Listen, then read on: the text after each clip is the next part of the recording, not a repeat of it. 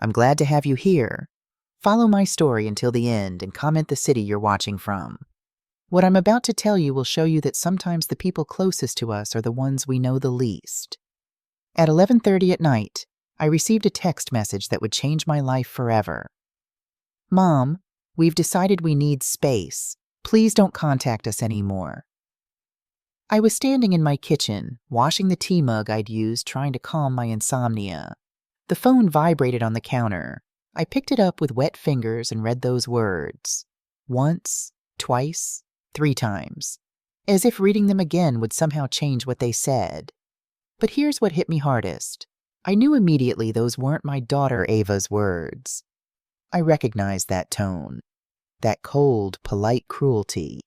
That was Marcus, my son-in-law, the man who'd entered our family 7 years ago with his perfect smile and promises that now felt like mockery.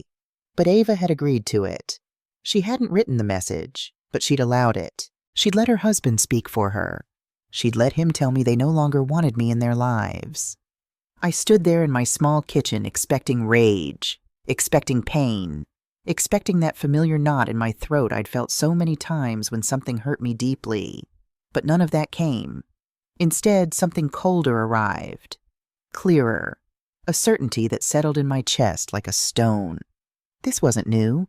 This had been happening for a long time, and I'd been too foolish to see it. I typed my reply without trembling. Understood.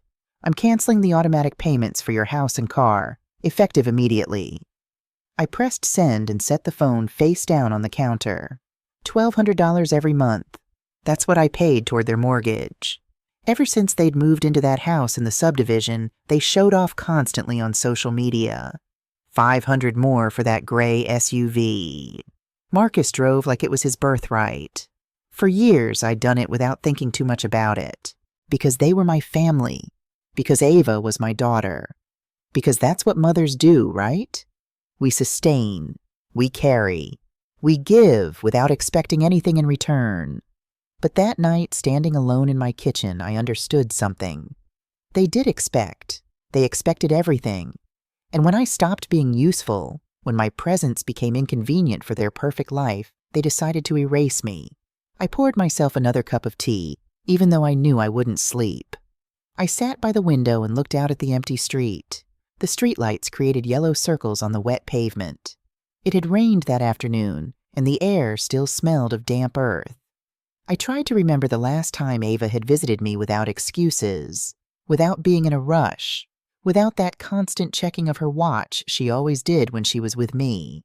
I couldn't find that memory. All the recent moments were stained with something I could now name. Discomfort, obligation, forced duty.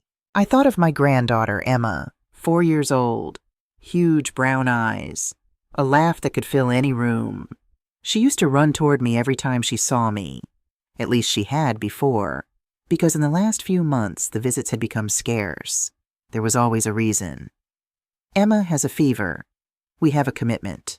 Marcus has to work. Reasons that had sounded valid at the time. But now, under the harsh light of that text message, they showed their true face. They were lies, polite lies to keep me away without having to tell the truth. They were erasing me, little by little, removing me from their lives like someone crossing a name off a list. The phone vibrated again. It was Ava. Mom, you don't have to do that. We can talk. I read the message 3 times. We can talk. After telling me to stay away. After closing the door on me without giving me a chance to ask what I'd done wrong. Now they wanted to talk. Now that the money was at stake. Now that the consequences of their words were becoming real. I didn't respond. I left the phone face down. I wasn't going to beg for a place in my own daughter's life. If they wanted to build their perfect American dream without me, they could do it without my money too. I got up and went to the small study where I kept my important papers. I opened the drawer and took out the folder with all the documents. Bank statements, transfer receipts, years of payments. I ran my fingers over the papers. $48,000. Just in the last 3 years, just in mortgage and car payments, not counting gifts, not counting emergencies, not counting the money I'd lent that never came back. $48,000 to be erased with a text message. I sat on the floor with all those papers scattered around me, and there, in the silence of my empty apartment, I finally understood something I should have seen long ago. I wasn't their mother. I was their bank. I wasn't Emma's grandmother. I was the source of funds that maintained their lifestyle. And when a source dries up or becomes inconvenient, it's abandoned. The phone vibrated again. Another message. "Mom, please. Marcus says we can fix this." Marcus says. They weren't even her own words. He spoke for her. He decided for her. He turned her into a puppet for his own agenda. I picked up the phone and typed a single word. No. That night I didn't sleep. I stayed sitting in my armchair, watching the darkness slowly turn into gray dawn. I thought about all the moments I should have seen the signs, all the times I justified the unjustifiable because that's what mothers do. We forgive. We forget. We keep giving even when we receive nothing in return. But something had changed in me that night. I was no longer going to be the mother who accepts crumbs. I was no longer going to be the grandmother who waits for calls that never come. I was no longer going to pay for love that clearly didn't exist. At 7 a.m, I opened my laptop. I logged into my banking system. I found the automatic payments. Ava and Marcus's house. Ava and Marcus's car. My finger hovered over the cancel button. Was I really going to do this?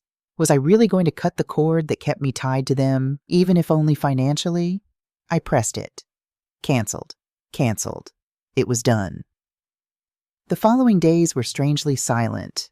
I expected more messages, more attempts to convince me, more manipulation disguised as concern.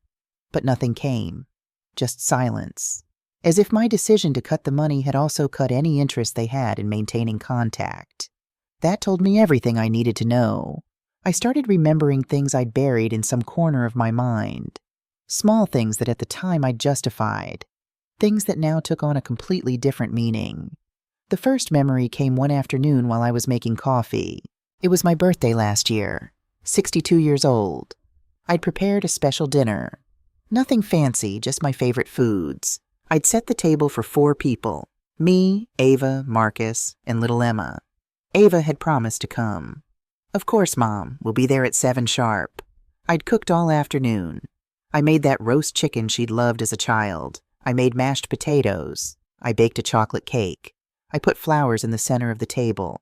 Flowers I'd bought with money I should have used for my medication. 7 in the evening. They didn't arrive. 7:30. Nothing. 8 o'clock. Silence. At 8:15 I got a message. "Mom, sorry, Emma has a fever. We're not going to make it. Happy birthday." I stood staring at the set table. The food getting cold. The candles unlit. I told myself that kids get sick. That it was normal. That it wasn't personal. But 2 days later, I saw the photos on social media. Ava, Marcus, and Emma at an elegant steakhouse. Everyone smiling. Emma showing absolutely no sign of having been sick. The date stamp on the post was the night of my birthday. The same night she supposedly had a fever. They'd lied to me, and I'd known it. But I did what I always did. I swallowed it. I justified it. Maybe the post was old. Maybe she'd felt better quickly. Maybe. Another memory arrived. This one more painful. It was 6 months ago. I'd undergone minor surgery. Nothing serious, but I needed someone to pick me up from the hospital. I'd called Ava 3 days before to let her know. "Mom, of course I'll pick you up. Don't worry." On the day of the surgery, I waited 2 hours sitting in the recovery room. The nurses kept asking if someone was coming for me. I said yes, that they were on their way, that traffic was probably heavy. I called Ava. She didn't answer. I called again. Nothing. I texted her. Nothing. Finally, a nurse offered to help me call a taxi. I went home alone, dizzy from the anesthesia, scared, feeling so small and so invisible. Ava wrote to me 5 hours later. "Mom, sorry. One of Marcus's work meetings ran late and we couldn't cancel. Did you get home okay?" One of Marcus's work meetings. Not even her own meeting. His. And that had been more important than picking up her mother from the hospital. I'd replied, "Yes, I got home fine. Don't worry, don't worry. Always so understanding, always so available to forgive. I remembered last Christmas. I'd bought gifts for everyone. For Emma, I'd bought that doll she'd asked for, $200. For Ava, an expensive perfume she'd mentioned wanting, $150. For Marcus, a designer shirt, $100. I'd wrapped them in nice paper. I'd put bows on them. I'd taken them to their house 2 days before Christmas because they'd said they were going to spend the holidays with Marcus's family. But we'll see you after, Mom. We'll call you. They didn't call. I spent Christmas alone watching old movies on television. I ate leftovers from the dinner I'd prepared, hoping maybe they'd change their minds and come. On New Year's, I got a message. Happy New Year, Mom. Thanks for the gifts. Emma loved her doll. Thanks for the gifts. Not an apology for leaving me alone. Not an explanation. Just thanks for the gifts. The memories kept coming, each one a wound that had healed poorly. Mother's Day, which they'd forgotten until 3 days later. The time I'd gotten sick with the flu and they hadn't come to see me for 2 weeks. The calls I'd made that went to voicemail. The messages left on read. But the worst was social media. Because there they did post. There they did share their life. Photos of outings, restaurants, trips. A perfect life built with filters and fake smiles. And I never appeared. Not a single photograph with me. As if I didn't exist. As if Emma's grandmother was a ghost. I remembered Emma's birthday 3 months ago. They'd thrown a big party. I knew because I'd seen it posted. Balloons, a clown, a table full of food, dozens of guests. They hadn't invited me. When I'd asked Ava why she hadn't told me about it, her answer had been simple. Oh, Mom, it was something small. Just close family. Close family. I was the grandmother, but I wasn't close family. That afternoon, I'd looked at all the photos from the party they'd posted. I'd counted 18 adults. Marcus's family. Marcus's friends. Marcus's parents holding Emma, smiling for the camera. I wasn't there, and nobody had noticed my absence. Or maybe they had noticed. Maybe it was exactly what they'd wanted. A celebration without me. I wondered how many other celebrations I'd missed without knowing. How many times they'd gotten together and decided not to invite me. How many times I'd been the topic of conversation. Don't tell your mom. Let's not invite your mom. Your mom is too what? What was I that I deserved this treatment? On the 3rd day after the message, I sat down with a notebook. I started to write. Not for therapy, not to vent. I wrote a list. A detailed list of every lie, every exclusion, every broken promise, every moment they'd made me feel like a burden. The list filled 3 pages. 3 pages of evidence that my daughter had stopped being my daughter a long time ago, and I'd been too blind to see it. I spent the entire week without leaving my apartment. It wasn't depression. It was something different. It was clarity. A clarity so intense it almost hurt. I sat in front of the window every morning with my coffee, watching the world go on. People went to work. Children went to school. Life continued as always. But I had changed. Something inside me had broken. Or maybe it had been fixed. I wasn't sure yet. Ava didn't write again after that we can talk message. Marcus didn't either. The silence was deafening and revealing. It confirmed what I already knew. Without money, there was no reason to maintain contact. One afternoon, the doorbell rang. My heart gave a stupid jump. I thought maybe it was Ava, that maybe she'd come to talk for real, to explain, to apologize. It was the mailman with a package I'd ordered the previous week. Nothing more. I laughed at myself.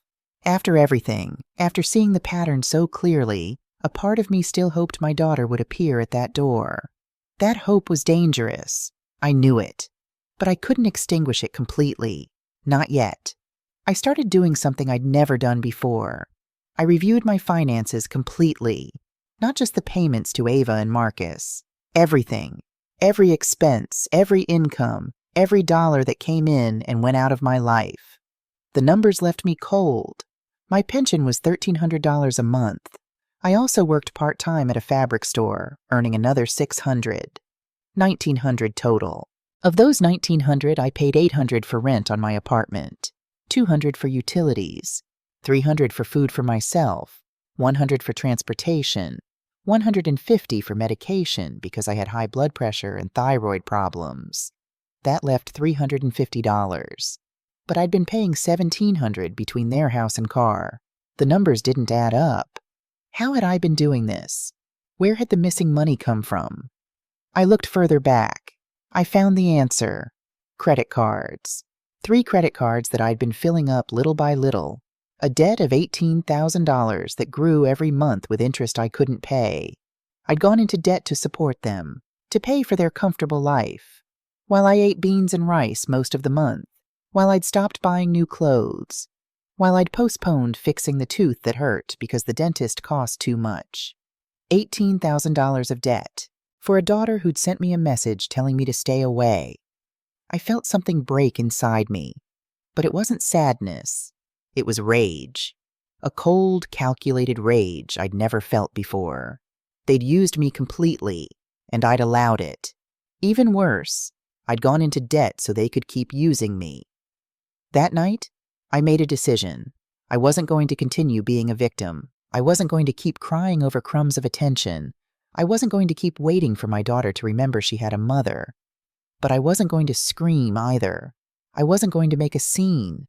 I wasn't going to beg for explanations. I was going to observe. I was going to wait. I was going to see what they did now that the money was cut off. The first 3 days, nothing happened. On the 4th day, I received a call. Not from Ava, from Marcus. I let it ring until it went to voicemail. I listened to the message. Charlotte, we need to talk. I think there was a misunderstanding. Ava is very affected by all this. Call me when you can. It's important. His voice was smooth, conciliatory, the voice of someone who knows they need something and is willing to fake whatever is necessary to get it. I didn't return the call. The next day, another call, another message. Charlotte, we really need to resolve this. We're family. We can't let pride separate us. Pride. He was blaming me for pride, as if I'd been the one who'd sent the rejection message, as if I'd been the one who'd put up the walls. I didn't return that call either. On the 3rd day, Ava called. This time, I answered. I needed to hear her voice. I needed to confirm something. Mom, tell me, Ava. Mom, why aren't you answering Marcus's calls? He's worried. I have nothing to talk about with Marcus. There was a pause. I could hear her breathing. Mom, I know things got difficult, but we can't go on like this. What is it we can't go on with, Ava? Another pause. Longer. This fight. This distance. You asked for distance. I only respected it. It wasn't literal, Mom. You didn't have to cancel everything. There it was. The real problem. Not the emotional distance. The money. Do you miss me, or do you miss the payments? Mom, that's not fair. Not fair? What part isn't fair, Ava? The part where you told me to stay away, or the part where you expected me to keep paying even though you didn't want me around? It's not like that. You don't understand. Then explain it to me. Explain how I should understand it. Silence. A long, heavy silence. Marcus says, what? I don't want to know what Marcus says. I want to know what you say, with your own words, without him telling you what to think. It's not like that, Mom. You're exaggerating. You wrote that message. What? The message where you told me to stay away. You wrote it. Marcus wrote it, but I agreed. Why? Why? Yes, why? Because things were complicated. What things? Mom, I can't talk about this right now. Marcus is here. Marcus is always there. Marcus always has something to say. But you, Ava, what do you want? I want things to go back to normal.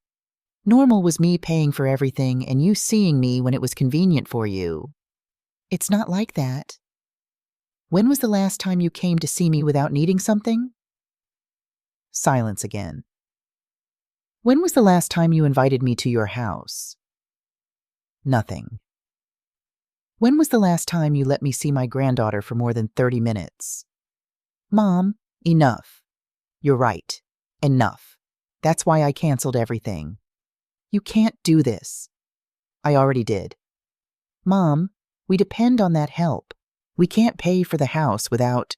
She stopped herself. She realized what she'd just said, but it was too late. I'd already heard it. We depend on that help. Not on me, on the help, on the money. That's what mattered to them. I understand perfectly, Ava. No, wait. I didn't mean… Yes, you did. And it's okay. Now I know exactly where we stand. Mom, please, we can fix this. It's already fixed. You have your distance. I have my money. Everything is in order. This is Marcus's fault, right? You think he manipulates me? Does he manipulate you? No. He takes care of me. He knows what's best for us. Those words hurt more than the original message. My daughter had disappeared. In her place was a woman who let her husband think for her, decide for her, keep her away from her own mother. If he knows what's best, then you don't need me. Mom, take care, Ava. I hung up before she could respond, before she could keep trying to manipulate me with guilt, before my own voice cracked. I sat holding the phone in my hand. I was trembling, but not from fear or sadness. It was from contained rage, from years of swallowing everything, from decades of putting others first. Something had changed in that call. Ava had said it clearly. We depend on that help. It wasn't that they missed me. It was that they missed my money. The next morning I went to the grocery store. I was walking down the cereal aisle when I heard someone call my name. Charlotte? Charlotte Morrison? I turned. A woman about my age was approaching me with a shopping cart. She looked familiar, but I couldn't place her. I'm Rachel Foster. We met at Emma's preschool orientation last year. I live 3 houses down from Ava and Marcus. Recognition clicked. Rachel, the friendly woman with short gray hair who'd made a comment about the ridiculous amount of organic snacks they expected parents to provide. Oh, yes, of course. How are you, Rachel? She hesitated, glancing around as if checking if anyone could hear us. Can we talk? Maybe grab a coffee? There's something I think you should know. The seriousness in her voice made my stomach tighten. Of course. 20 minutes later, we were sitting in a corner booth at the small cafe next to the grocery store. Rachel stirred her coffee nervously, not meeting my eyes. I don't usually get involved in other people's business, she started. But I've been worried. About Ava and Emma. What do you mean? Rachel took a breath. Charlotte, I don't know what your relationship is like with your daughter right now, but I've noticed some things and I thought, well, a mother should know. My heart was pounding. What things? Marcus, there's something off about him. My husband thinks I'm paranoid, but I've lived long enough to trust my instincts. He's always so charming, so perfect. Too perfect, like he's performing instead of just being. I nodded slowly. Go on. I've noticed Ava has changed. She used to be so vibrant, so independent. Now she seems diminished. She always checks with him before making any decision. Even small ones, like whether to let Emma play outside. This confirmed what I'd been seeing, but hearing it from an outsider made it more real. And there's more, Rachel continued. 2 nights ago, I couldn't sleep. I got up around 3 in the morning and I saw Marcus loading things into his car. Boxes, suitcases, electronics. At 3 in the morning, Charlotte. Maybe he was just organizing the garage. That's what I thought at first. But then yesterday, I was on Facebook Marketplace looking for a bookshelf, and I saw several items that looked exactly like things from their house. Different seller names, but the photos were taken in rooms I recognized. She pulled out her phone and showed me screenshots. A television that I knew was from Ava's living room, listed for $800. A camera I'd given Ava 2 years ago for her birthday, listed for $650. He's selling their things, I said slowly. Not just things. Emma's toys, Ava's jewelry, even furniture. And he's doing it in the middle of the night, which means Ava probably doesn't know. I felt cold all over. Why are you telling me this? Rachel reached across the table and squeezed my hand. Because my sister went through something similar. Her husband was charming too, perfect on the outside, until one day he disappeared, took everything he could sell, drained their accounts, and vanished. Left my sister with 2 kids and a mountain of debt. You think Marcus is planning to leave? I think Marcus is planning something, and I don't think it's good. I've seen him looking at his phone with this expression. I can't explain it. It's calculating, cold, like he's waiting for the right moment. I sat back, my mind racing. The text message, the sudden need for space, the calls about money, and now this.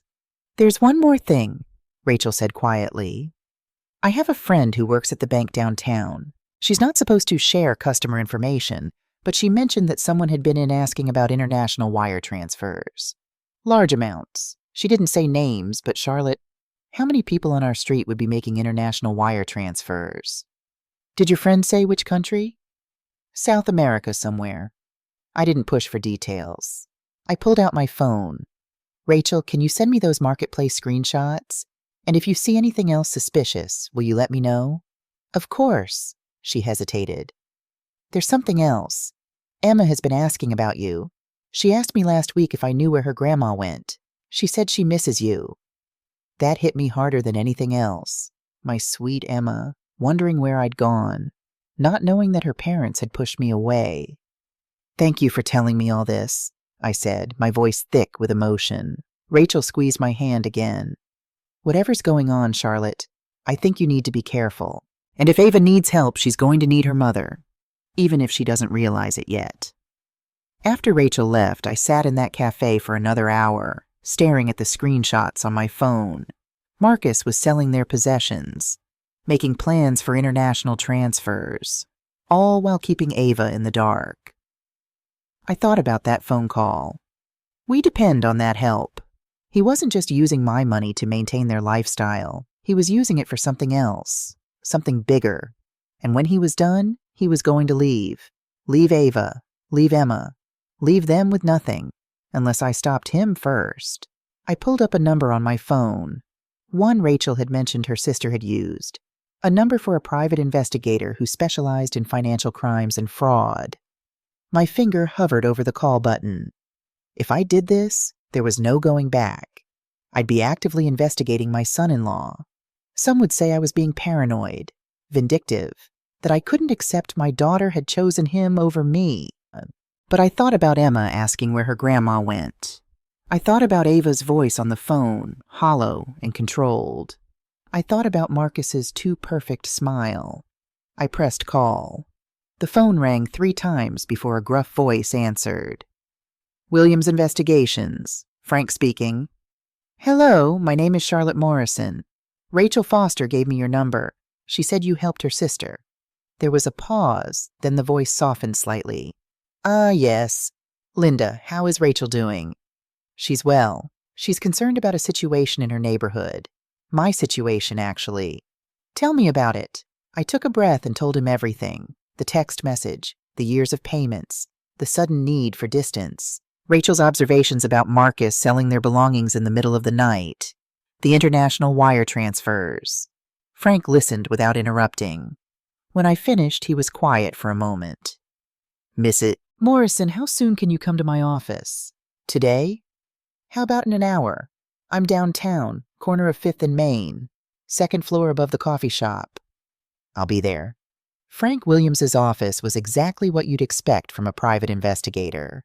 Small, cluttered with filing cabinets and smelling faintly of coffee and old paper. Frank himself was in his late 50s, with silver hair and sharp blue eyes that seemed to see right through you.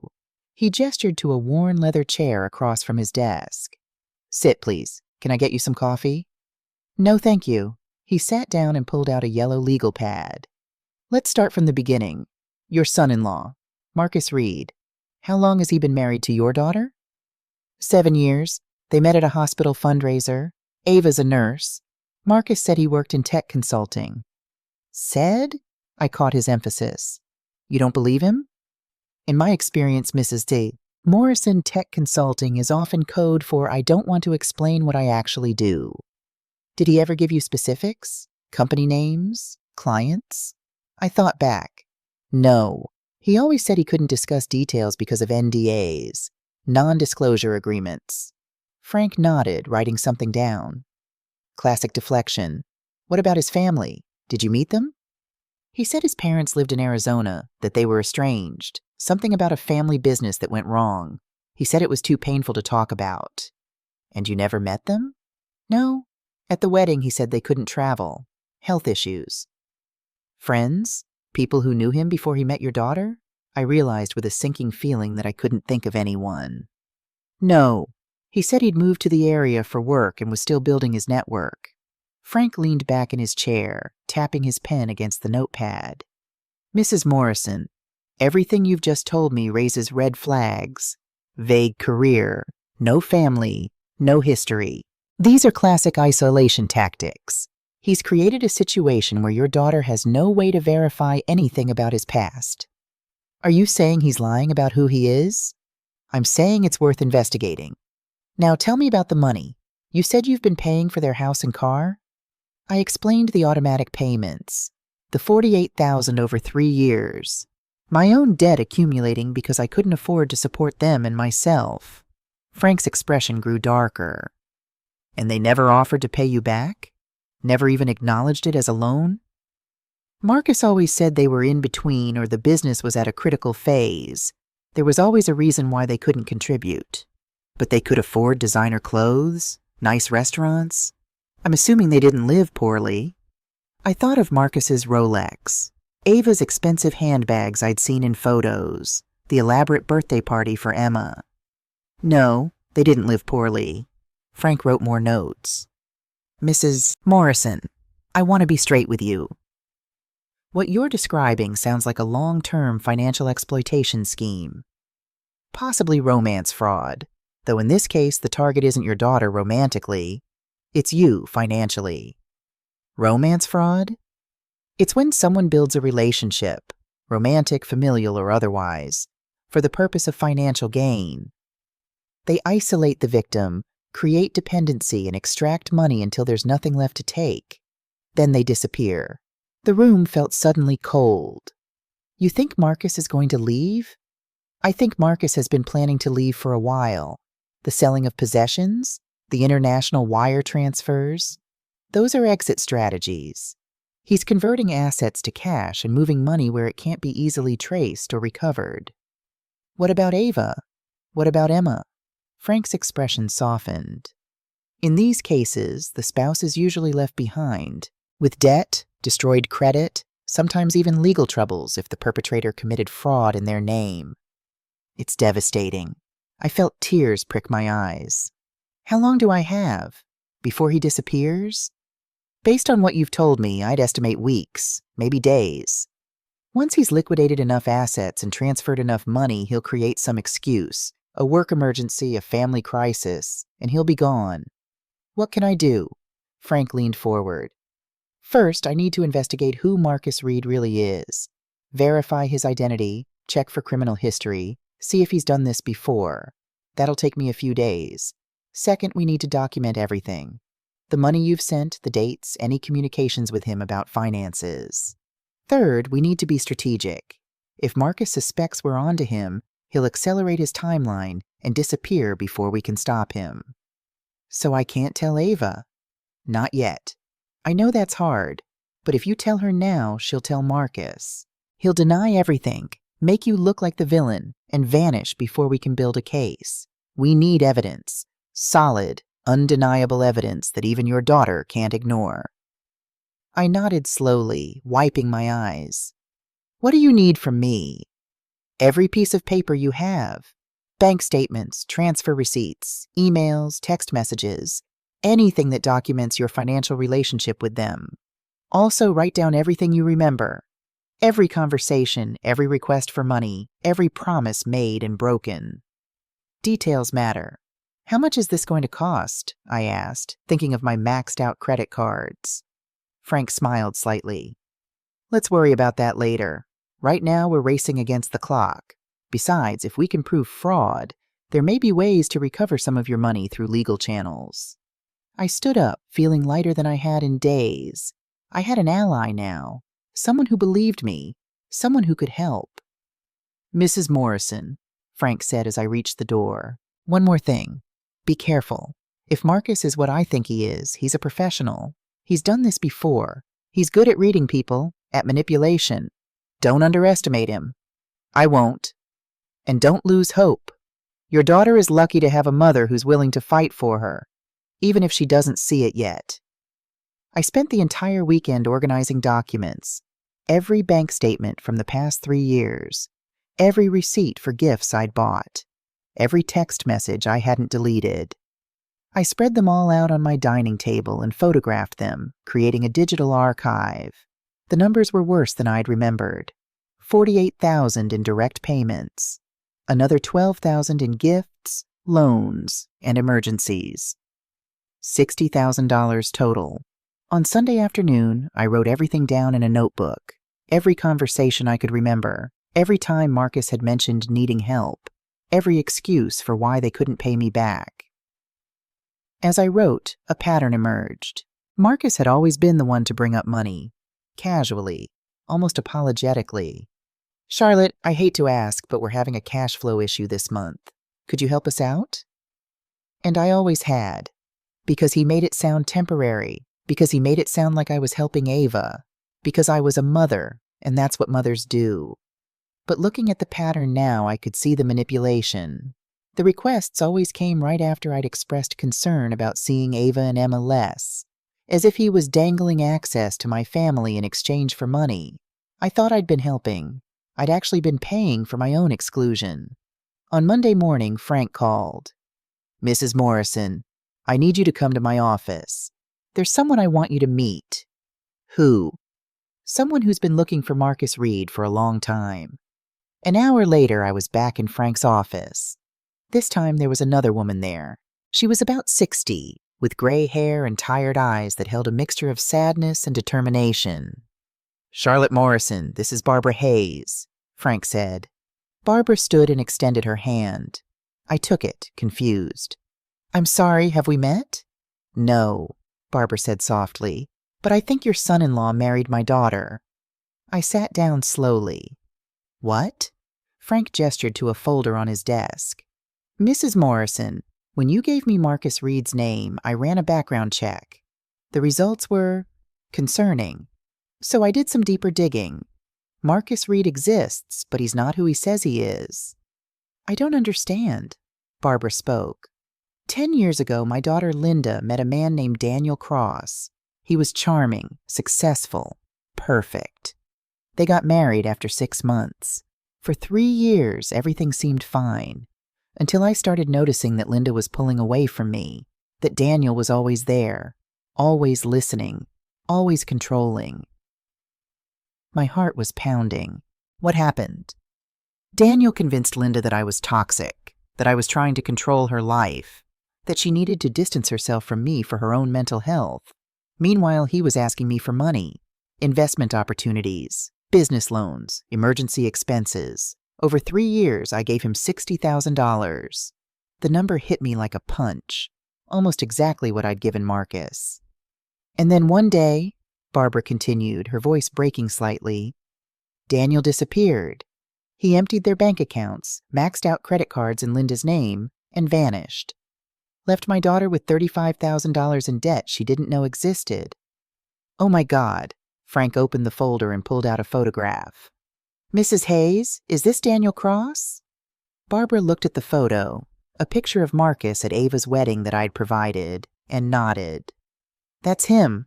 Older, but that's definitely him." The room spun. "Marcus is Daniel?" "Marcus isn't his real name," Frank said. "Neither is Daniel. His real name is Kyle Brennan, and he's been doing this for at least 15 years. He spread more photos across the desk. Different names, different women, but the same face, the same smile I'd trusted. Jessica Martinez, Phoenix, 2010. He took $42,000 before disappearing. Tanya Brooks, Seattle, 2013. $38,000. Linda Hayes, Portland, 2015, $60,000. Sarah Kim, San Diego, 2018, $51,000. And now Ava Morrison, 2018 to present. I couldn't breathe. How many? That we know of? At least 9. There may be more. Kyle is very good at covering his tracks. He moves cities every few years, changes his name, creates a new identity, finds a woman with family money, usually an older parent or relative, marries her, isolates her, extracts money from the family, and then vanishes. Why hasn't he been arrested? Because technically what he does isn't always illegal, Frank explained. He doesn't forge documents. He doesn't use force. He convinces people to give him money willingly, as loans or investments or help. Without contracts, without witnesses, it's just his word against theirs. And by the time victims realize what's happened, he's long gone. Barbara leaned forward. But this time we have a chance to stop him. Frank has been investigating Kyle for 8 months. We've been building a case, connecting the victims, gathering evidence. With your testimony and documentation, Charlotte, we finally have enough to go to the police. The police? We found evidence of identity theft, Frank said. Kyle has been opening credit cards in your daughter's name, forging her signature. That's a crime. We can prove it. He pulled out more documents. Bank statements showing cards I'd never heard of. Applications with Ava's information but handwriting that didn't match hers. He's stolen her identity, I whispered, and racked up $45,000 in debt under her name. Add that to the money he's taken from you, and we're looking at over $100,000 in total fraud. I put my head in my hands. My daughter, my sweet Ava, drowning in debt she didn't even know existed. There's more, Frank said gently. Kyle has also remortgaged your daughter's house without her knowledge. He forged her signature on the documents. He took out $70,000. That money is gone, Mrs. Morrison, likely already transferred offshore. How is that possible? How could he do that without her knowing? Kyle is a professional. He knows how to intercept mail, how to forge documents, how to manipulate situations so his wife doesn't see the truth until it's too late. He's done this before, and he's refined his technique. Barbara's voice was soft but urgent. Charlotte, my daughter almost didn't survive this. The financial devastation was bad enough, but the emotional damage... She blamed herself. She fell into a deep depression. It took 5 years of therapy for her to even begin to recover. I won't let that happen to Ava, I said fiercely. Then we need to move fast, Frank said. Based on the information from your neighbor about him selling possessions, I estimate we have 2 weeks at most before he disappears, maybe less. What do I do? Frank and Barbara exchanged glances. Frank spoke. You need to reconnect with Ava. Pretend you've had a change of heart, that you've decided to resume the payments, but you need to be convincing. Kyle can't suspect we're on to him. You want me to lie to my daughter? We want you to buy time, Barbara said. Time for Frank to gather the final pieces of evidence. Time for us to coordinate with the police. Time to build a case strong enough that Kyle can't talk his way out of it. And what happens when we have enough evidence? We have him arrested, Frank said, in front of your daughter, with police, with documentation, with everything she needs to see that we're not lying, that her husband isn't who he says he is. She'll hate me. Initially, yes, Barbara said. Linda hated me, too. She thought I'd orchestrated the whole thing out of jealousy, that I'd manufactured evidence because I couldn't accept her choice. But eventually, when the shock wore off and she saw the truth, she understood. She thanked me for saving her life. How long did that take? Barbara's smile was sad. 2 years, but we have a relationship now. A real one, built on honesty. It was worth the wait. 2 years. Could I endure Ava hating me for 2 years? But what was the alternative? Let Kyle destroy her life and disappear into the night? What do you need me to do? That evening I sat on my couch with my phone in my hand for 45 minutes before I called Ava. She answered on the 3rd ring. Mom? Hi, sweetheart. There was a long pause. I didn't think you'd call. I've been thinking about what you said. about talking. Really? Her voice filled with hope, and it broke my heart because I knew I was about to manipulate that hope. I don't want to lose you, Ava. You're my daughter. Emma is my granddaughter. Maybe I did overreact. Mom, I'm so glad to hear you say that. Marcus said you'd come around. He said you just needed time to process. Of course he did. Can we get together? Maybe this Saturday? I could make dinner. Your favorite pot roast. Let me check with Marcus about our schedule. There was a pause, muffled conversation. He says yes. He actually suggested it. He wants to clear the air. I bet he does. That sounds perfect. 6 o'clock? We'll be there. Mom, thank you. I've missed you so much. I've missed you too, baby. After I hung up, I immediately called Frank. It's done. They're coming Saturday. Good. Now here's what you need to do. The next 4 days were the longest of my life. I went to work at the fabric store, smiled at customers, cut yards of cotton and silk. But my mind was elsewhere, running through scenarios, preparing for Saturday. Frank gave me a recording device. Tiny, nearly invisible, hidden in a decorative bowl I'd place on the dining table. Everything said during dinner would be recorded. He also gave me a document to have Marcus sign. A simple receipt acknowledging the money I'd given them over the years. For tax purposes, I was to say. Frank had worded it carefully. If Marcus signed it, it would be admission of receiving the funds, which would help prove fraud later. On Thursday, Rachel called. Charlotte, you need to know something. Last night, Marcus was moving things again, more boxes, more items. I checked online this morning. He's listed even more things for sale, including Emma's bed. Her bed? The whole bedroom set. He's clearing out the house, Charlotte. Whatever he's planning, it's happening soon.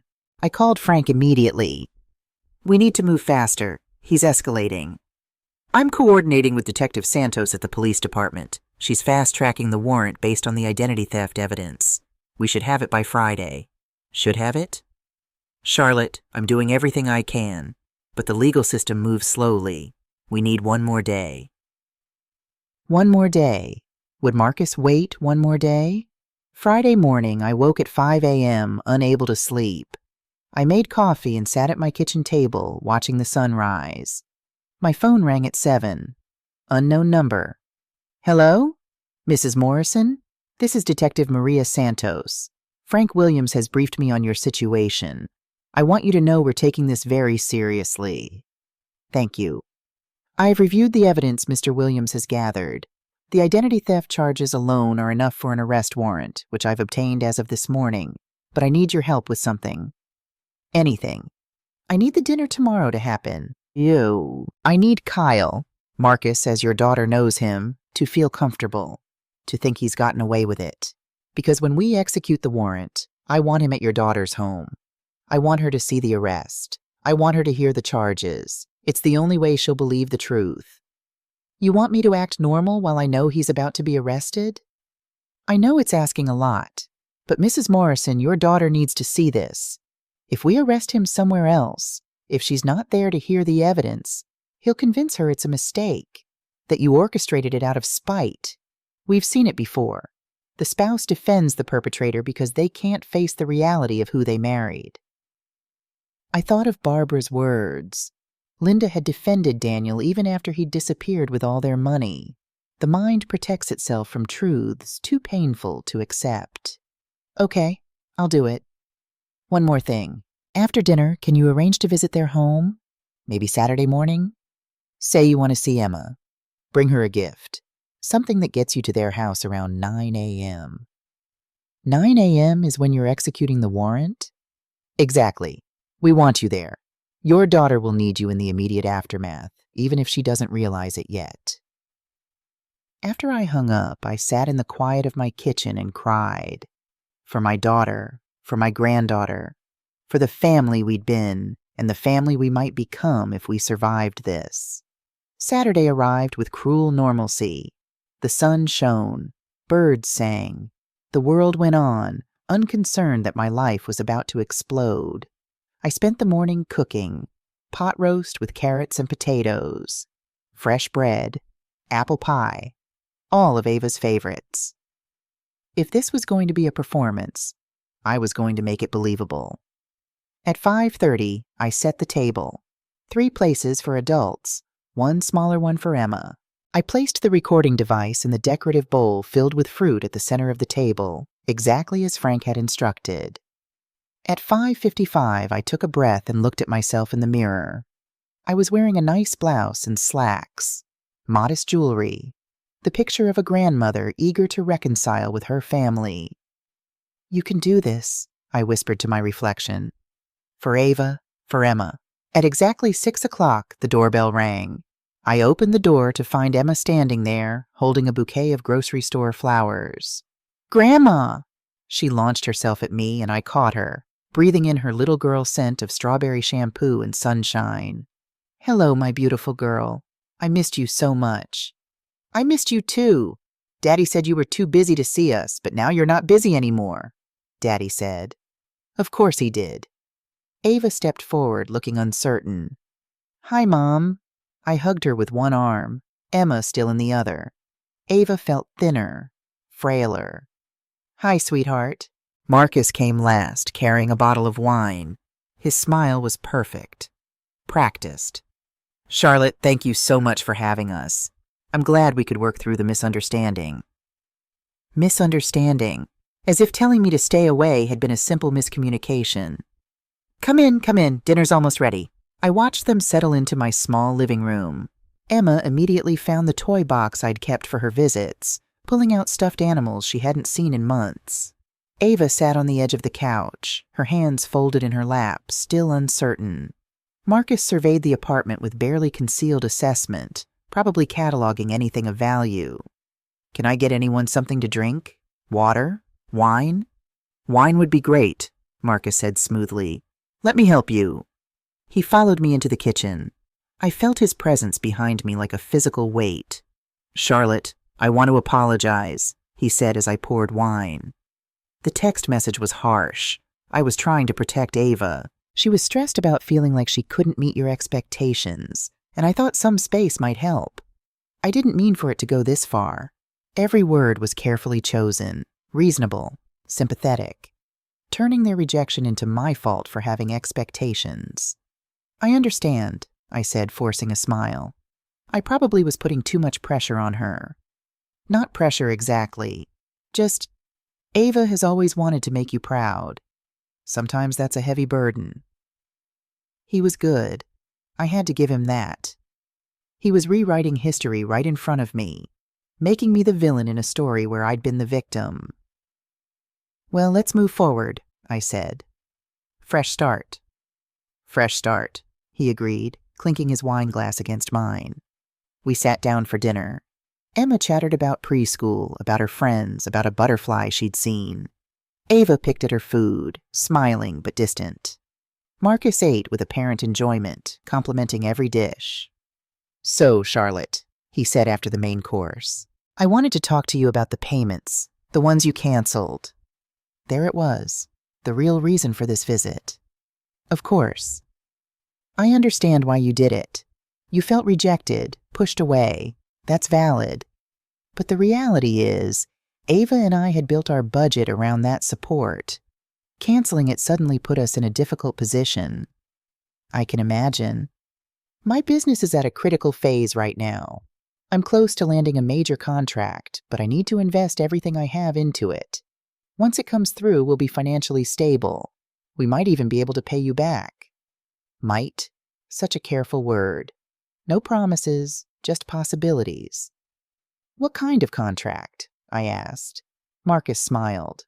"I'd love to tell you, but I'm under an NDA. Tech industry, you know, very competitive, very secretive. Of course. Always an excuse not to provide details." "Well, I've thought about it," I said carefully. "And I've decided I want to help. You're my family. That's what family does." Ava's face lit up. "Really, Mom?" "Really. But I do need something from you first." Marcus tensed slightly. "What's that?" "My accountant called. She needs documentation of the large transfers I've been making, for tax purposes. I need you to sign a simple form acknowledging what I've given you and what it was for, just for my records. I pulled out the document Frank had prepared. Simple, straightforward. A receipt acknowledging $48,000 received over 3 years for mortgage and car payments. Marcus read it carefully. Too carefully. I could see his mind working, calculating risks. "This is just for your accountant?" he asked. "Just for my files. The IRS gets suspicious of large transfers without documentation." He looked at Ava. She nodded encouragingly. "It's fine, honey. Sign it. Mom's just covering her bases." He took the pen. For a moment I thought he'd refuse. Then he signed Marcus Reed at the bottom in neat, careful handwriting. I took the document back, trying not to let my hands shake. Evidence. Legal. Signed evidence. "Thank you," I said. "Now let me get dessert." After pie, Emma fell asleep on the couch, her head in Ava's lap. Marcus had relaxed, confident now that he'd secured what he came for, my promise to resume payments. "So," he said, swirling his wine, "when were you thinking of reinstating the support?" "I was thinking next week. I just need to go to the bank and set everything back up." "Monday?" So eager. "I have to work Monday, but I can go Tuesday." "That would be perfect." He stood, stretching. "We should probably get this little one home to bed." As they gathered their things, I said, "Actually, I was hoping I could come by tomorrow morning. Bring Emma a gift. I saw this adorable stuffed animal at the store, and I know she'll love it." Ava brightened. "Of course. Come for breakfast. Around 9? 9 is perfect." I walked them to the door. Emma, half asleep, gave me a drowsy hug. "Love you, Grandma." "Love you too, baby girl." Ava hugged me. "Thank you, Mom, for understanding, for forgiving us." I held her tight, knowing that in less than 12 hours, everything would change. "Always, sweetheart. Always." Marcus shook my hand. "See you tomorrow, Charlotte. And thank you for everything." I watched them drive away, then closed the door and leaned against it. I'd done it. I'd played my part. Now it was up to Frank and Detective Santos. I retrieved the recording device from the decorative bowl and called Frank. "I have it. Everything, including his signature." "Perfect. Santos will execute the warrant at 9 a.m. tomorrow. Are you sure you want to be there?" I thought of Ava's face when the police arrived. The shock, the disbelief, the moment when her world shattered. "I need to be there. She'll need me." She might not see it that way. Not at first. I know, but I'm still her mother, and I'll be there. That night I didn't sleep at all. I sat by the window, watching the stars, thinking about the moment tomorrow when everything would change, when the man my daughter loved would be revealed as a monster, when her life would fall apart. But I also thought about after, about rebuilding, about the truth finally coming out into the light. At 8 a.m., I got dressed. I put on comfortable clothes, jeans, a soft sweater. Ava would need comfort tomorrow, even if she didn't want it from me yet. At 8:30, I got in my car. I stopped at a toy store and bought a large stuffed elephant for Emma. I needed to look like a grandmother bringing a gift, not a woman about to watch her son-in-law get arrested. At 8:50, I pulled up to Ava's house. 3 streets over, I could see unmarked police cars positioned. Waiting. I sat in my car, hands gripping the steering wheel. At 8:55, my phone buzzed. A text from Frank. "Santos is in position. This is it. Are you ready?" I typed back, "Ready?" At exactly 9 a.m., I walked up to Ava's front door and knocked. Marcus answered. He was wearing running clothes, car keys in his hand. He'd been about to leave. His face when he saw me showed confusion for just a second. I wasn't supposed to arrive for another 15 minutes. "Charlotte, you're early. We weren't expecting you until—" He didn't finish his sentence because Detective Santos appeared behind me, flanked by 2 uniformed officers. "Kyle Brennan," Santos said, her voice crisp and official. "You're under arrest for identity theft, fraud, forgery, and conspiracy to commit grand theft." Marcus's face went white. "There's been a mistake. My name is Marcus Reed." "We have your fingerprints, Mr. Brennan. We know who you are."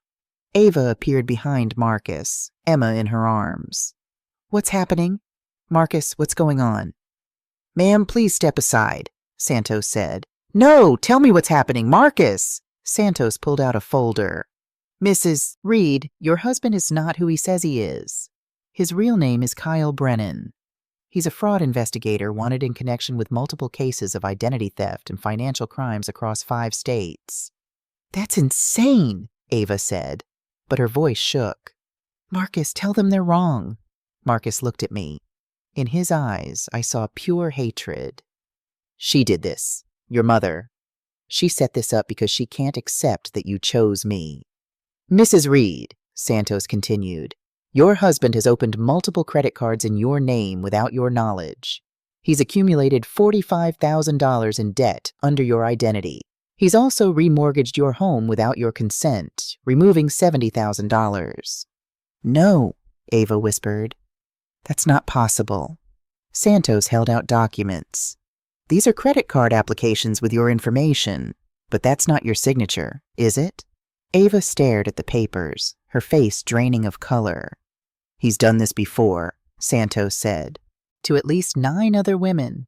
He marries them, isolates them from their families, steals their identities, takes everything he can, and disappears." "Mom?" Ava looked at me, her eyes pleading. "Did you know about this?" Before I could answer, Marcus lunged, not at the police, but at me. "You destroyed everything. We were happy. She was happy until you poisoned her against me."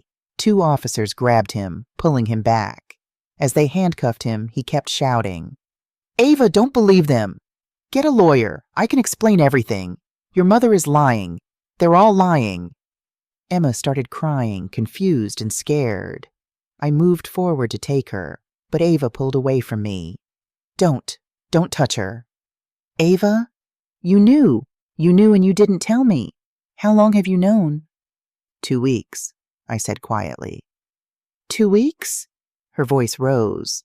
"You've known for 2 weeks that my life was about to explode and you said nothing?" "If I'd told you, he would have disappeared before we could build a case, before we could stop him, before we could protect you." "Protect me?" She laughed, a harsh, broken sound. "You just destroyed my life." Santos stepped in. "Mrs. Reed, I need you to come to the station. We need to take your statement. We need to start the process of sorting out the identity theft." "I want my mom to leave," Ava said.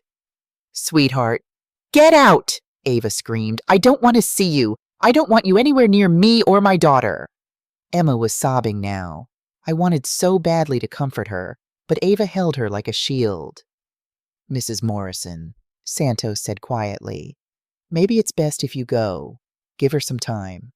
I looked at my daughter, at my granddaughter, at the wreckage of their lives spread out on the front lawn for all the neighbors to see. "I love you," I said. "Both of you. I know you don't believe that right now, but I do. And when you're ready, I'll be here." Ava turned away, carrying Emma into the house. I walked back to my car on legs that felt like they might give out. Behind me, I heard Marcus still shouting as they put him in the police car. Heard Ava's sobs through the open door. Heard Emma's frightened cries. I got in my car, drove 2 blocks, and pulled over. And then I cried. For Ava, for Emma, for the relationship I'd just destroyed to save them. Frank called 5 minutes later. "How are you?" "She hates me." "I know, but you did the right thing." "It doesn't feel right." "It will, eventually." "But Charlotte, this isn't over. The hard part is just beginning." He was right. The arrest was just the first step. Now came the aftermath. The reality. The slow, painful process of Ava seeing the truth. And the question that kept circling in my mind, would she ever forgive me? The 3 days after Marcus's arrest were the longest of my life. I went to work at the fabric store, but I couldn't focus. I cut fabric crooked. I mixed up orders. Mrs. Henderson, my manager, finally pulled me aside on Tuesday afternoon. "Charlotte, honey, what's going on? You've been here 15 years and I've never seen you like this." I broke down and told her everything. About Ava, about Marcus, about the arrest. She listened without interrupting, then pulled me into a hug. "Go home," she said. "Take the rest of the week off. Paid. Your daughter needs time, but you need to take care of yourself too." I tried to protest, but she wouldn't hear it. "Family comes first, Charlotte. Always has, always will. Now go home and rest." But rest was impossible. Every time I closed my eyes, I saw Ava's face. The shock, the betrayal, the hatred in her eyes when she'd screamed at me to leave. I called her phone 17 times. Every call went to voicemail. I texted her. No response. I even tried emailing her. Nothing but silence. On Wednesday evening, Rachel Foster knocked on my door. "I thought you might need this," she said, holding out a casserole dish. "I make this when things get hard. Chicken pot pie. Comfort food." I took it gratefully. "Thank you. That's very kind. I saw what happened Saturday. The whole street did. The police cars, Marcus being taken away. Ava was devastated. She hates me." Rachel stepped inside without being invited and guided me to the couch. "She doesn't hate you. She's in shock. Her entire world just fell apart. She married a man who doesn't exist. She's drowning in debt she didn't create. And right now you're the easiest person to blame because accepting the truth about Marcus is too painful. How do you know all this?" "Because I watched my sister Linda go through exactly the same thing 10 years ago. For 6 months, she wouldn't speak to my mother.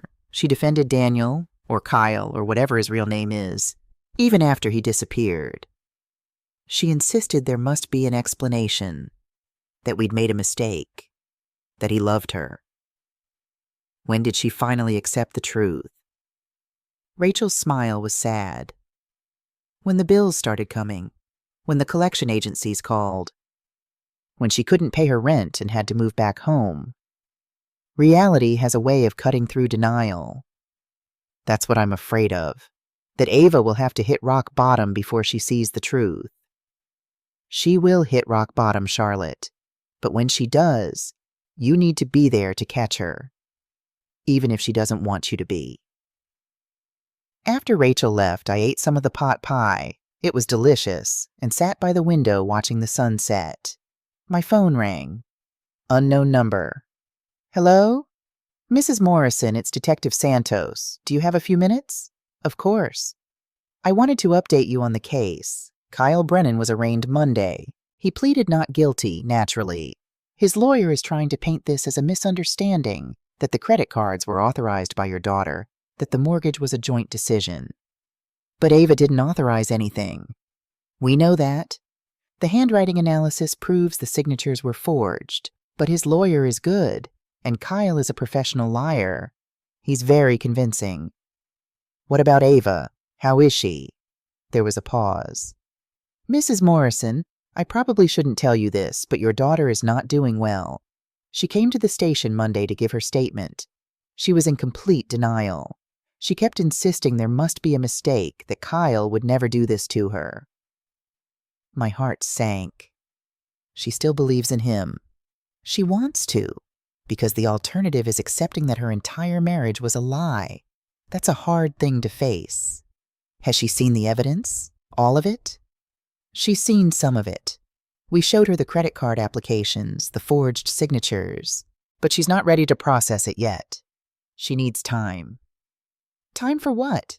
For Kyle to convince her I orchestrated everything? Actually, that's why I'm calling. Kyle is allowed phone calls from jail. He's been calling your daughter daily. And Mrs. Morrison, he's very persuasive. He's convinced her that you planted evidence, that you paid people to lie, that this is all an elaborate scheme to break them up because you disapprove of him. That's insane. I know, but grief and shock make people vulnerable, and Kyle knows exactly how to manipulate that vulnerability. I closed my eyes, feeling defeated. So what do? We need to show her more evidence. Evidence she can't deny. I've been coordinating with Frank Williams. We've found 2 of Kyle's previous victims who are willing to testify. Women who went through exactly what your daughter is going through. Would you be willing to meet with them? Of course, anything. Good. Come to Frank's office tomorrow at 10 a.m. And Mrs. Morrison? Don't give up on your daughter. She'll come around. They always do. Thursday morning, I arrived at Frank's office at 9:45. He was waiting with 2 other women I'd never seen before. Charlotte Morrison, this is Jessica Martinez and Tanya Brooks, 2 of Kyle's previous victims. Jessica was in her late 30s with dark hair and intelligent brown eyes. Tanya was younger, maybe early 30s, with blonde hair and a nervous energy. "Thank you for meeting with me," I said. "We wanted to help," Jessica said. "When Frank told us Kyle had found another family to victimize, we knew we had to do something. We can't let him get away with it again." We sat down around Frank's conference table. He spread out a timeline, showing Kyle's movements over the past 15 years. "Kyle, or whatever he's calling himself now, has been doing this since at least 2008, Frank said. "Probably longer, but that's as far back as we can trace with certainty." He pointed to the first entry on the timeline. Victoria Brennan, Kyle's mother, 2008. He convinced her to take out a second mortgage on her house to invest in his business. $120,000. The business never existed. Victoria lost her home and now lives in a nursing home with dementia. "He did this to his own mother?" I whispered. "That's when we knew we were dealing with a sociopath," Frank said. "Someone with no empathy, no attachment, no conscience. His own mother became homeless because of him, and he felt nothing." Jessica spoke next. "I met Kyle. He called himself David Martinez then, in 2010. I was a teacher in Phoenix. He was charming, successful, everything I thought I wanted. We got married after 4 months. 4 months? He moved fast. He always does. The faster the marriage, the less time there is for people to ask questions. Within 6 months, he'd isolated me from my family, convinced me they were toxic, that they didn't want me to be happy. He was so good at it that I believed him." "How long were you married?" 3 years. In that time, he convinced my parents to invest $42,000 in his businesses, all of which were fake. When I finally started asking questions, when I started noticing the lies didn't add up, he disappeared, cleaned out our bank account, maxed out credit cards in my name, and vanished in the middle of the night." Tanya continued. "I met him in Seattle in 2013. He called himself Robert Taylor. Same pattern. Fast courtship, quick marriage, isolation from family. He took $38,000 from my grandmother before disappearing. My grandmother died 2 years later, still believing Robert was a good man who'd been forced to leave for business reasons. She never knew the truth." "I'm so sorry," I said. "Don't be sorry," Tanya said. "Be angry. That's what I am. I'm angry that he's still doing this, that he's destroyed so many lives and faced no consequences." Frank pulled out another folder. "We've identified at least 9 confirmed victims, but we believe there are more. Women who were too ashamed to report what happened. Families who wrote off the losses rather than face the humiliation. Why hasn't he been caught before now?" "Because Kyle is smart," Frank said. "He never stays in one place long enough to establish a pattern. He changes his name, his appearance slightly, his story. He targets families with older relatives who have money, mothers, aunts, grandmothers. He knows these women are often more trusting, more willing to help family." Jessica leaned forward. "But this time is different. This time we have multiple victims willing to testify. We have documentation going back 15 years. We have proof of forgery, identity theft, and fraud. This time we can stop him." "What do you need from me?" "We need your daughter to see the truth," Tanya said. "To understand that she's not alone, that this wasn't her fault, that Kyle is a predator who's done this to many women. She won't even talk to me." "She doesn't have to talk," Jessica said. "She just has to listen. Detective Santos is arranging a meeting. All of Kyle's victims in one room, sharing their stories, showing Ava that everything Kyle told her, the isolation, the financial manipulation, the lies, all of it happened to us, too." "When?" "Tomorrow, 2 p.m. at the police station. Santos is requiring your daughter to attend as part of the investigation. She has to hear the evidence. What if she still doesn't believe?" Jessica's smile was grim. "Then she'll learn the hard way. But Charlotte, you need to prepare yourself. Even when Ava accepts the truth about Kyle, she's still going to be angry at you. Because you knew. You kept it from her. You took away her choice, even though you did it to protect her. How long will she be angry? I was angry at my mother for 2 years, Jessica said. It took that long for me to understand she'd saved my life. But eventually I got there. Your daughter will too. That evening I tried calling Ava one more time. This time she answered. What do you want? Her voice was cold, hostile. I just wanted to check on you.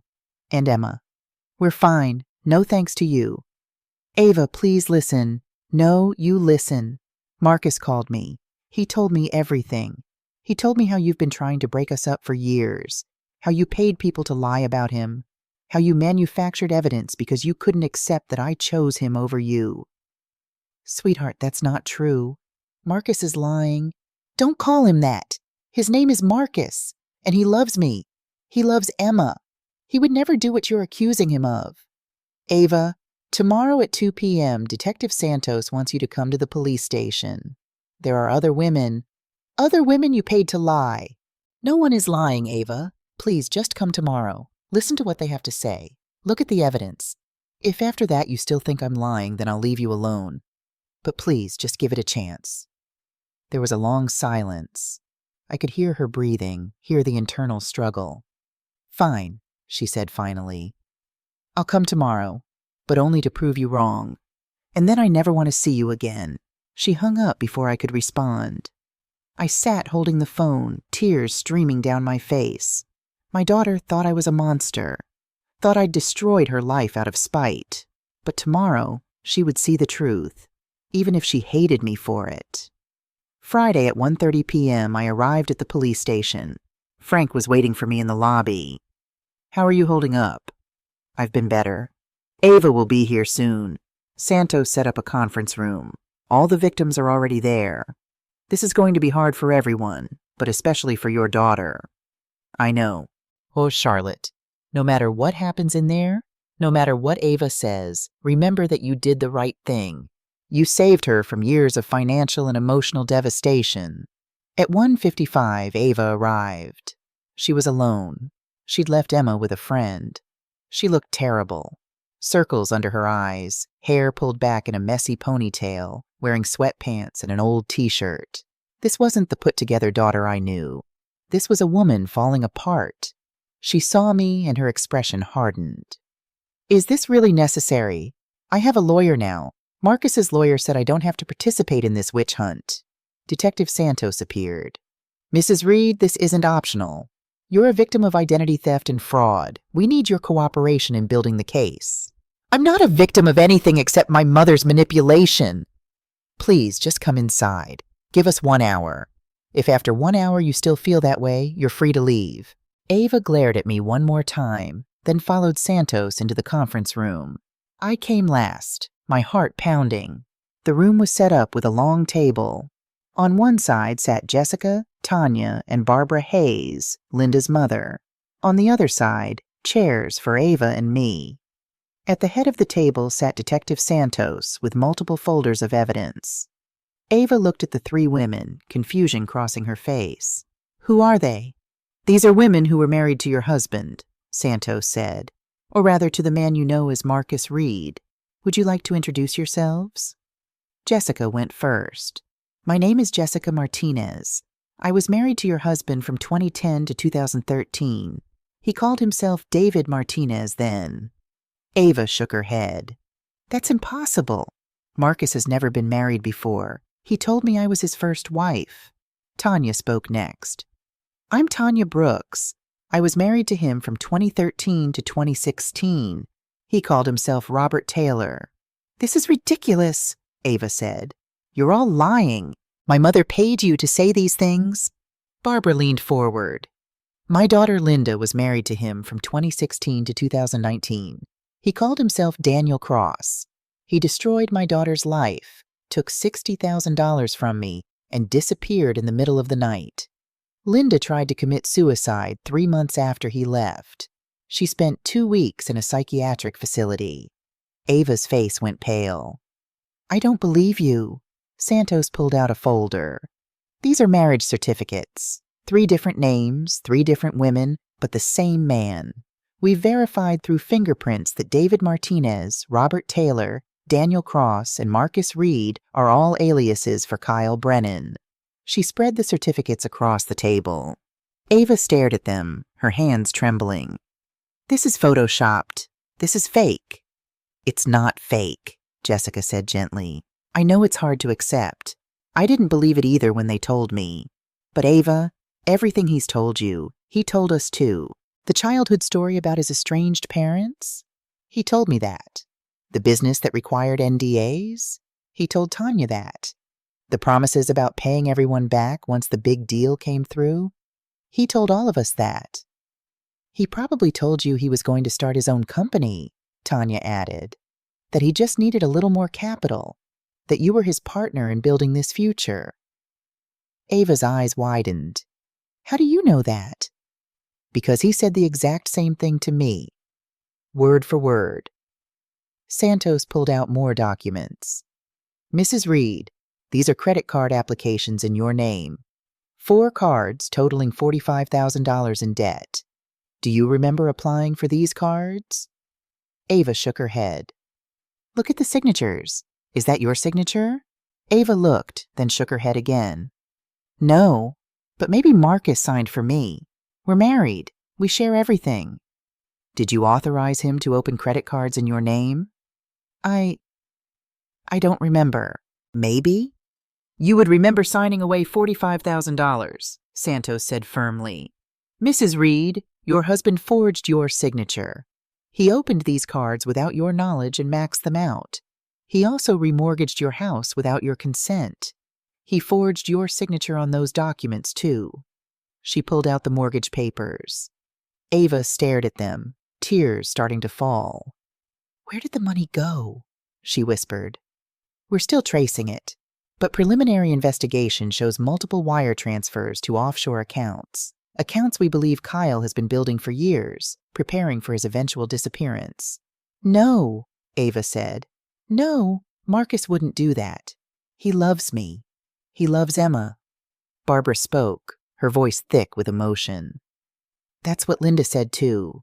She defended Daniel even after he disappeared. Even after the truth became undeniable, because accepting that he never loved her was more painful than losing everything else. I have proof he loves me, Ava said desperately. I have texts, photos, 7 years of marriage. I had that too, Jessica interrupted.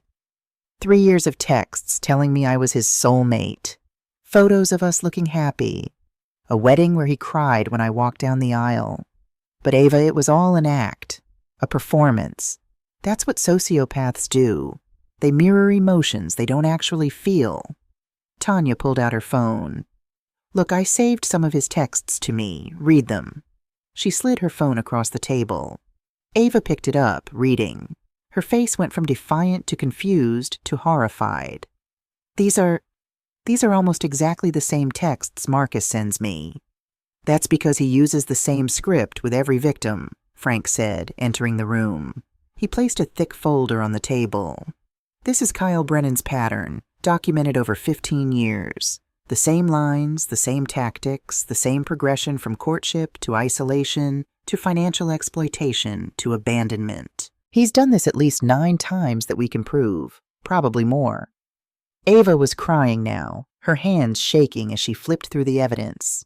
Wedding photos of Kyle with different women, text messages with identical phrases, financial records showing the same pattern of debt accumulation and money transfers. Why? She finally whispered. If none of it was real, why did he do this? Money, Santos said simply.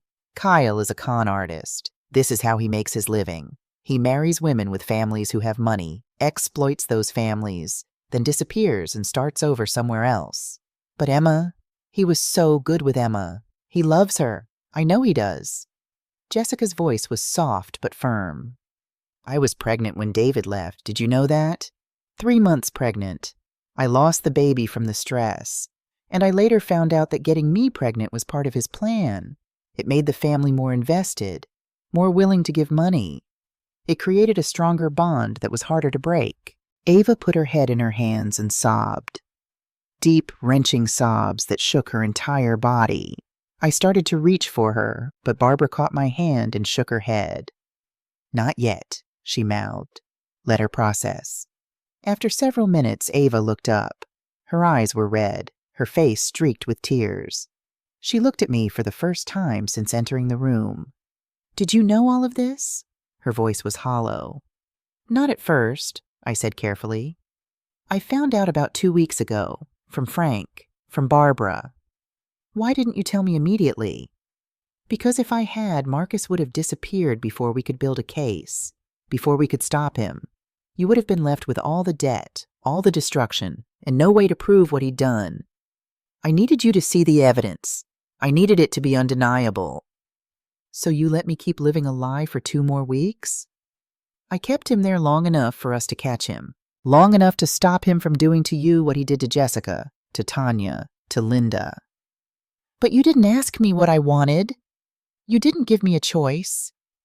"Would you have believed me if I'd told you?" I asked quietly. Ava opened her mouth, then closed it. We both knew the answer. She wouldn't have believed. She would have thought I was lying, manipulating, trying to break them up. "I'm sorry," I said. "I'm sorry I had to lie to you. I'm sorry I had to trick you. But I'm not sorry I stopped him. I'm not sorry I saved you from what happened to these other women." Ava looked at Jessica, Tanya, and Barbara. "What happened to you after he left?" Jessica answered first. "I had a nervous breakdown. I couldn't work for 6 months. I lost my job, my apartment. I moved back in with my parents at 38 years old, completely broken. It took 3 years of therapy before I could even think about dating again." Tanya added, "I developed severe anxiety and depression. I couldn't trust anyone. I couldn't sleep. I lost my grandmother, who died still believing in Robert. The guilt of that almost destroyed me." Barbara's voice shook. "My daughter Linda tried to kill herself. She spent 2 weeks in psychiatric care, then 18 months in intensive therapy. It's been 6 years, and she's still rebuilding her life, still learning to trust again, still paying off the debt Daniel left her with." "That's what I saved you from," I said. "That's why I did what I did." Ava stared at the table, tears falling silently. When she finally spoke, her voice was barely a whisper. "I'm going to lose the house, aren't I?" Santos nodded. "The mortgage fraud means the bank can foreclose. You might be able to fight it in court, but it will take time and money you probably don't have." "And the credit card debt?" "We can prove it was fraud, but the process of clearing your name will take months, possibly years. In the meantime, your credit is destroyed." "And Emma? How do I explain this to Emma?" "She asks about her daddy every day." "The same way we all did," Tanya said. "One day at a time, with therapy, with support, with honesty appropriate for her age." Ava looked at me. "Do you hate me? For choosing him? For pushing you away?" "Oh, sweetheart, no. Never. I could never hate you. I said terrible things to you. I blamed you. I told you I never wanted to see you again. You were in shock. You were hurt. You needed someone to blame, and I was there. But you were trying to save me. I was trying to save you, even if it meant you'd hate me forever." Ava broke down completely then, and this time when I reached for her, she didn't pull away. She collapsed into my arms, sobbing like she had as a child. "I'm so sorry, Mom. I'm so sorry." "Shh, it's okay. I've got you. I've got you." We stayed like that for a long time, Ava crying in my arms while the other women watched with understanding. They'd been here. They knew this pain. Finally, Ava pulled back. "What do I do now? I have no money, no house, a 4-year-old daughter, and I'm—" She stopped. "You're what?" Santos asked. Ava's hand went to her stomach. "I'm pregnant. 8 weeks. I found out 3 days before Marcus was arrested." The room went silent. "Oh, honey," Barbara whispered. "He knew," Ava said bitterly. "I told him the night before you came to dinner, Mom. He knew I was pregnant and he was still planning to leave. Jessica reached across the table and took Ava's hand. That's what they do. They don't care. They can't care. Pregnancy is just another tool to them. What am I going to do? Ava asked helplessly. How am I going to support 2 children on a nurse's salary with destroyed credit and no home? I squeezed her shoulder. You're going to move in with me. You and Emma. We're going to figure this out together. Mom, your apartment is tiny. Then we'll make it work. Emma can have the study. You and I can share my room. It'll be tight, but we'll manage. We're family. That's what family does. Ava looked at me, fresh tears falling. After everything I said to you? After how I treated you? You're my daughter. I would live in a cardboard box if it meant keeping you and Emma safe. Santos cleared her throat. Mrs. Reed, there's one more thing you should know. We've recovered some of the money Kyle transferred. Not all of it, but we found an account with $43,000. It'll be distributed among all the victims, but your share will be about $12,000. $12,000, Ava repeated numbly. It's not everything you lost, but it's something. Enough for a security deposit on a new apartment eventually. Enough to start rebuilding. Jessica stood up. I know this is overwhelming, but Ava, you're going to survive this. We all did. It's going to be hard, but you're stronger than you think. Tanya nodded. And you have something we didn't have. You have a mother who loves you enough to risk your hatred to save you. Hold on to that. Barbara came around the table and hugged Ava. You're going to be okay. It doesn't feel like it now, but you will be. And when you are, maybe you'll help the next woman who goes through this. We left the police station together, Ava and me. She was quiet, processing everything she'd learned. In the parking lot, she stopped. Mom, I need to tell you something. What, sweetheart? For the past 3 years, I knew something was wrong. I felt it. The way Marcus always had to know where I was, who I was talking to. The way he made me feel guilty for wanting to spend time with you. The way he always had an excuse when I asked about money. I knew. But admitting I knew meant admitting I'd made a terrible mistake, and I was too proud for that. Oh, Ava, I chose him over you, over my own mother. And for what? A lie, a con, a man who never even existed. You chose love, or what you thought was love. That's not something to be ashamed of. I'm 35 years old. I have a 4-year-old daughter, another baby on the way, no house, no money, and I have to move back in with my mother. I'm a cliché. You're a survivor. There's a difference. She looked at me, really looked at me for the first time in years. How did you pay for everything? The mortgage, the car, the gifts, on your salary and pension? I went into debt, I admitted. $18,000 on credit cards. Oh my God, Mom. I thought I was helping you. I didn't realize I was funding his exit strategy.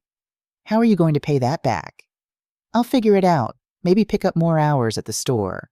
Maybe get a second part-time job. At 62? I'm stronger than I look. Ava started crying again. I destroyed your life too, not just mine.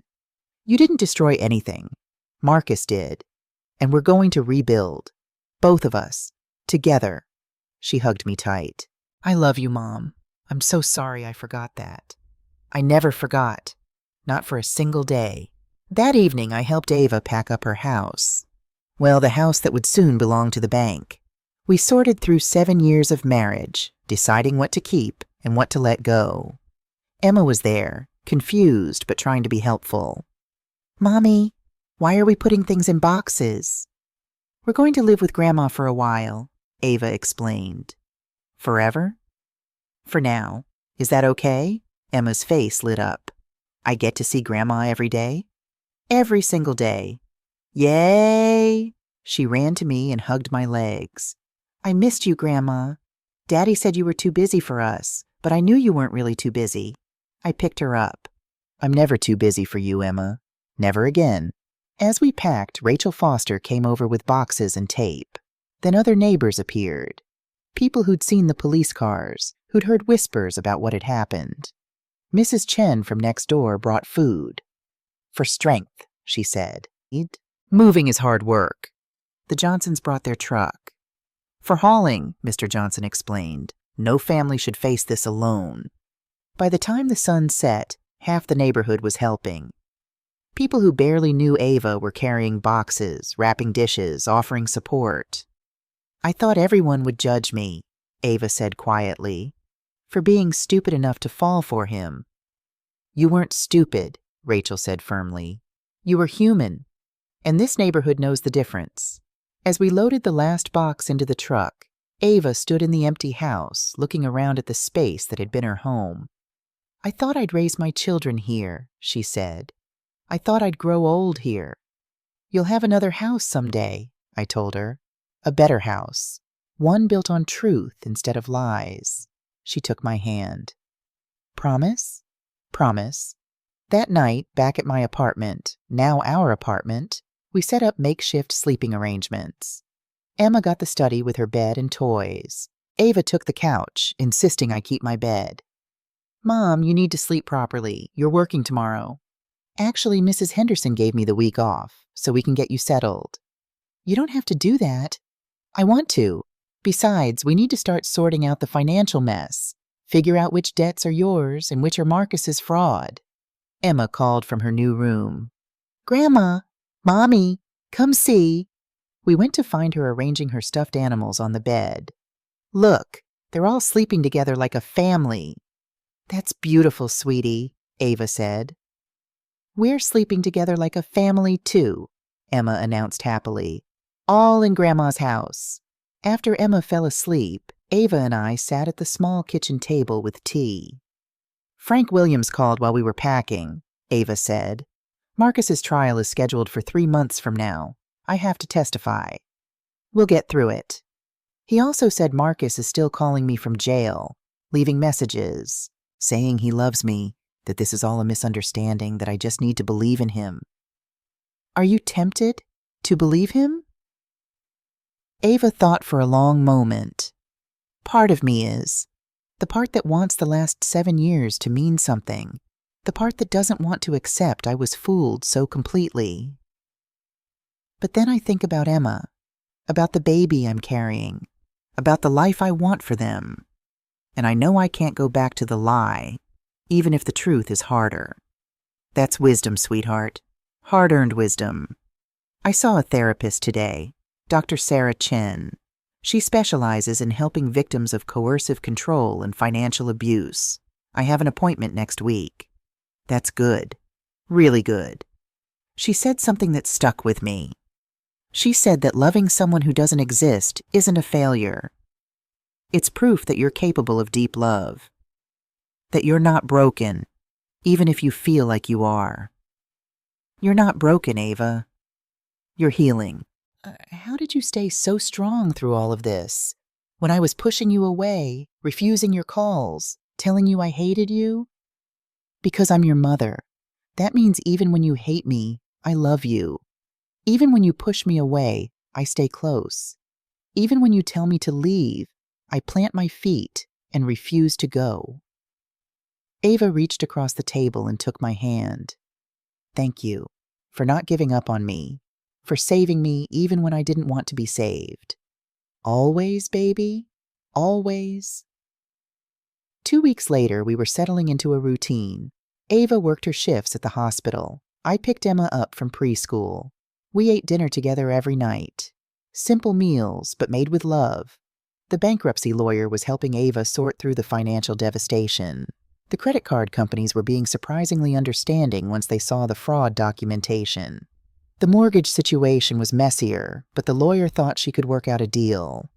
Detective Santos called with updates. Marcus, Kyle, was being held without bail. Too much flight risk. The trial preparation was going well. Multiple victims would testify. The evidence was overwhelming. One evening, there was a knock at the door. I opened it to find Barbara Hayes standing there. I hope I'm not intruding, she said. I wanted to check on Ava and on you. Come in, please. Barbara came in carrying a basket. I made some things, cookies, bread, soup. When Linda was going through this, people brought food. It helped. Not just the food, but knowing people cared. Ava came out from putting Emma to bed. "Mrs. Hayes, thank you for coming. Call me Barbara, please, and I wanted to give you something." She pulled out a folder. "This is information about a support group for survivors of coercive control and financial abuse. Linda runs it. She started it 3 years ago to help other women going through what she went through." "Your daughter runs a support group?" "She does. She turned her pain into purpose. She helps women every week, showing them they're not alone, that they can survive this." Ava took the folder. "I'd like to meet her, if she's willing." "She'd love that. In fact, she asked me to invite you to the next meeting. It's Tuesday evening at 7. "I'll be there." After Barbara left, Ava looked at the folder for a long time. "Mom, do you think I'll ever be like Linda? Strong enough to help others?" "You're already strong enough, sweetheart. You just don't see it yet." "I don't feel strong. I feel broken. Broken things can be mended, and sometimes the mended places are the strongest parts." Tuesday evening, I drove Ava to her first support group meeting. She was nervous, fidgeting with her purse strap. What if they judge me? What if they think I was stupid? They won't. They've been where you are. The meeting was in a church basement. About a dozen women sat in a circle. Linda Hayes, Barbara's daughter, stood when we entered. She was in her early 30s with kind eyes and a warm smile. "You must be Ava. I'm Linda. Welcome. Thank you for having me. This is a safe space. Everything said here stays here. We don't judge. We don't criticize. We just support each other. Does that work for you?" Ava nodded. As the meeting started, women shared their stories. Different details, but the same themes. Isolation, manipulation, financial control, gaslighting, the slow erosion of self-worth until they didn't recognize themselves anymore. When it was Ava's turn, she spoke haltingly at first, then with growing confidence. "My name is Ava, and I was married to a man who didn't exist. For 7 years, I believed in a lie. He convinced me to push away my mother, the one person who could have helped me see the truth. When she tried to save me, I hated her for it. I called her a liar. I told her I never wanted to see her again, and she saved me anyway." She looked at me, sitting in a chair against the wall. "My mom is here tonight. She's been my strength when I had none. She's given me and my daughter a home when we had nowhere to go. She's showed me what real love looks like. Not the fake, manipulative kind I thought was love, but the real kind. The kind that sacrifices. The kind that endures. The kind that never gives up." The room was silent. Then Linda started clapping. Then the others joined in. They were applauding Ava, applauding me, applauding survival and strength and the refusal to give up. After the meeting, Linda pulled Ava aside. "You're going to make it. I can tell. You have something I didn't have for a long time, a support system. Hold on to that." "How long until I feel normal again?" Linda smiled. "Define normal. If you mean how you felt before, that person is gone. But that's not a bad thing. You're going to become someone stronger, someone wiser, someone who knows her own worth. It takes time, but you'll get there." On the drive home, Ava was quiet. "What are you thinking?" I asked. "That I want to be like Linda someday, strong enough to help others, to turn this nightmare into something meaningful." "You will be?" "Promise?" "Promise." 3 months passed. Marcus's trial came and went. All 9 victims testified. The evidence was overwhelming. The jury deliberated for less than 4 hours. Guilty on all counts. 8 years in federal prison, with requirements to pay restitution to all victims. It wasn't enough. It would never be enough. But it was something. Ava didn't attend the sentencing. She was 7 months pregnant by then and had decided Marcus had taken enough of her life. She wouldn't give him one more day. Instead, we spent that day preparing the nursery.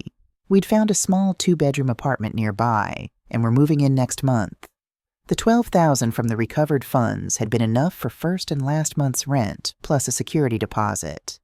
Emma was excited about being a big sister. She talked to Ava's belly every night, telling the baby about preschool, about grandma, about their new apartment. "Mommy, will the baby have a daddy?" she asked one evening. Ava and I exchanged glances. We'd been preparing for this question with Dr. Chen's guidance. The baby has us, Ava said carefully. You, me, and Grandma. We're a family. A strong family. What about my daddy? Will he come back? No, sweetie. Your daddy made some bad choices and now he has to be away for a very long time. Forever? For a long time. But we have each other. Is that okay? Emma thought about it, then nodded. That's okay. I like living with Grandma anyway. 1 year after Marcus's arrest, we were finally settling into our new life. Ava was working full-time again. Baby Charlotte, yes, she'd named her after me, was 4 months old and thriving. Emma was excelling in kindergarten. I'd paid off most of my credit card debt. Ava was slowly rebuilding her credit. The bankruptcy was finalized, giving her a fresh start. On a Saturday morning, we all went to the park. Emma played on the swings while Ava and I sat on a bench, baby Charlotte sleeping in her stroller. Mom, I've been thinking about something, Ava said. What's that? A year ago, I told you I never wanted to see you again. I said terrible things. I blamed you for destroying my life. Ava, you don't have to. Let me finish. I need to say this. You didn't destroy my life. You saved it. And more than that, you taught me what real love looks like. Not the fake, pretty kind that makes you feel good, but the hard kind, the kind that risks everything, the kind that stays even when it's easier to leave. That's just being a mother. No, it's not. Plenty of mothers would have given up, would have said, I told you so, or you made your bed, now lie in it. But you didn't. You fought for me. You refused to give up even when I gave you every reason to. She took my hand. I want to be that kind of mother. To Emma and Charlotte, the kind who never gives up, who loves even when it's hard, who fights even when it seems hopeless. You already are that kind of mother, because I learned from the best. Emma came running over. Grandma! Mommy! Push me on the swings. We went together, the 4 of us, 3 generations of women who'd survived the unthinkable and come out stronger. As I pushed Emma higher and higher, her laughter filling the air, I thought about everything we'd been through, the lies, the betrayal, the near destruction of our family, but also the rebuilding, the truth, the love that had survived it all. Higher, Grandma! Higher! Emma shouted. Hold on tight, I called back. And that's what we'd done. Through everything, we'd held on tight. To each other, to hope, to the belief that families can survive anything if they refuse to let go. That evening, after the girls were asleep, I sat by the window of my small apartment and looked out at the stars. My phone buzzed, a text from Ava in the next room. Thank you for never giving up on me. I love you, Mom. I texted back. I love you too, sweetheart. Always have. Always will. And I meant it. Through rejection and accusations, through hatred and blame, through everything. I'd loved her. I'd fought for her. And I'd won. Not because I'd destroyed Marcus, not because I'd proven I was right, but because my daughter was safe. My granddaughters were thriving, and our family, broken and mended, was stronger than ever. That was victory. That was justice. That was love.